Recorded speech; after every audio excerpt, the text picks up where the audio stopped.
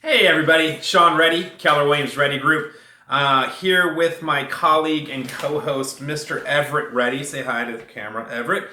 And we are bringing you the latest news in the Tampa Bay real estate market, COVID edition.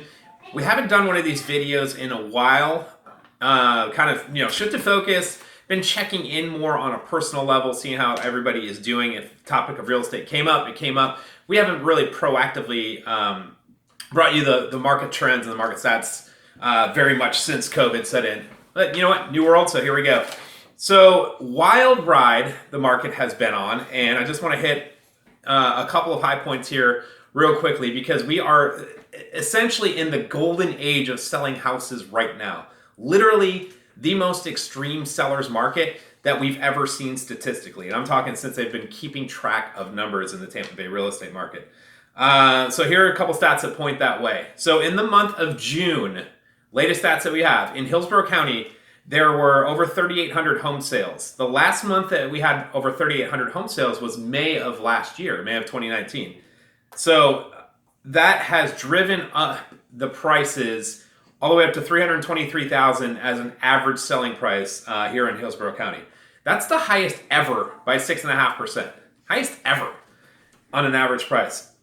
Now, what is really fueling that, aside from the ridiculously low interest rates, is the ridiculously low inventory. So essentially we have the same amount or actually slightly higher demand this year than we did at this point last year with half the homes for sale. So 5,900 homes on the market in Hillsborough County at the time of this spot check in June, and that's the lowest ever by 17.5%. Lowest ever, and again, half of what was on the market last year. Crazy. So what does that tell us about month supply? We talk about month supply, and that's the figure between how many homes are on the market and how fast homes are selling. So how long would it take, if nothing new hit the market, how long would it take for every home that's on the market to sell out? Answer is 1.5 months, and that is the lowest ever by 42%.